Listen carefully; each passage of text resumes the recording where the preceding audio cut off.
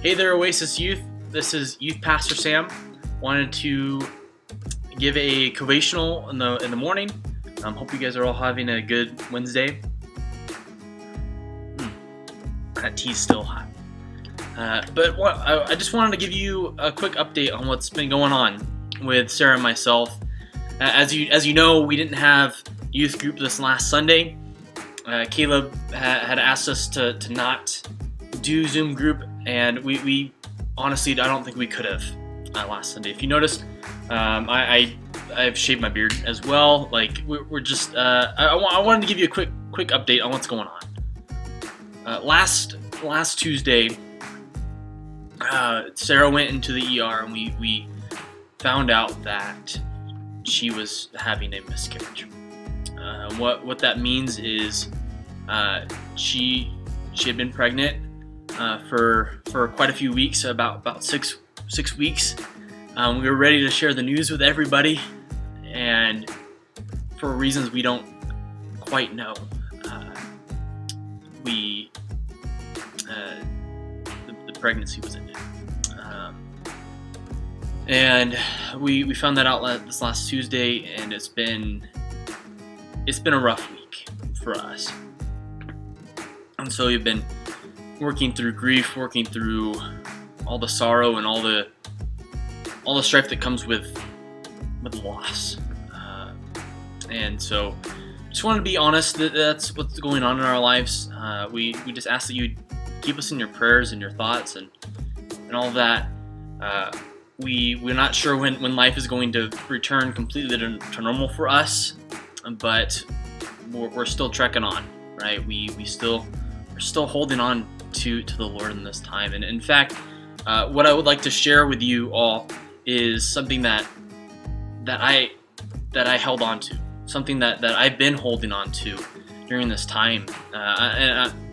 Something I want to say is that grief is normal. Grief is actually necessary. And in fact, John Stumbo, he's the president of our denomination. He went through a crisis of his own.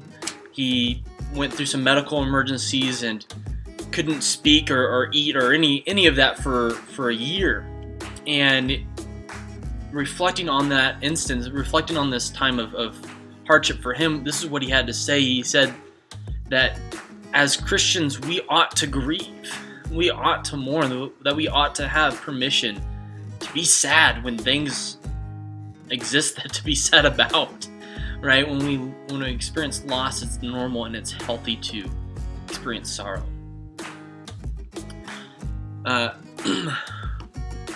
But on Tuesday, when we found out the news, Sarah was in the ER, and I was sitting in our car in the parking lot of Banner because we can't go inside. There's no visitors allowed. And when I received the news, my heart was shattered. I can't express the amount of sorrow and grief that just hit like a mountain. Fortunately, I had my Bible with me there, and here's what I did. I opened it up to the book of Lamentations. And you guys have heard me, I'm sure you've heard me talk about this passage before, and it's been a passage that's been meaningful to me, and I can tell you that even now it rings more true and more meaningful to me now than it ever has.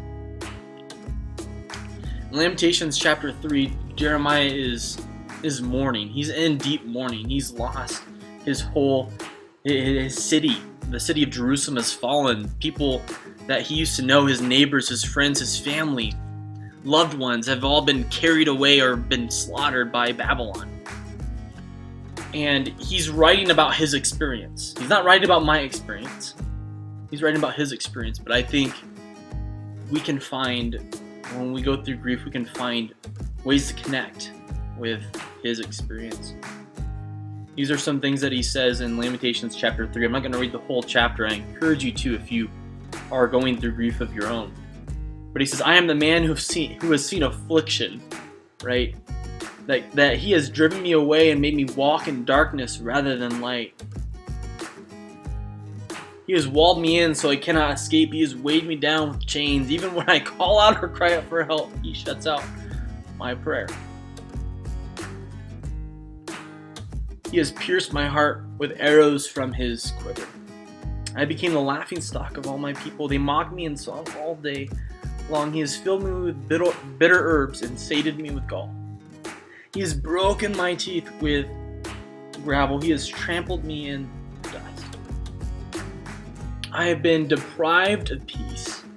I have forgotten what prosperity is, so I say, my splendor is gone and all that I had hoped from the Lord.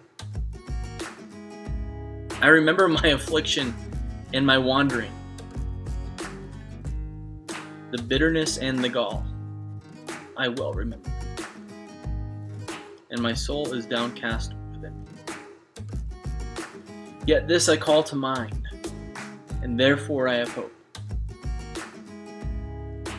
Because of the Lord's great love, we are not consumed, for his compassions never fail. They are new every morning. Great is your faithfulness.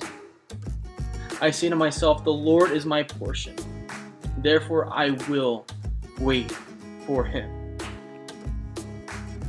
The Lord is good to those whose hope is in him, to the one who seeks him.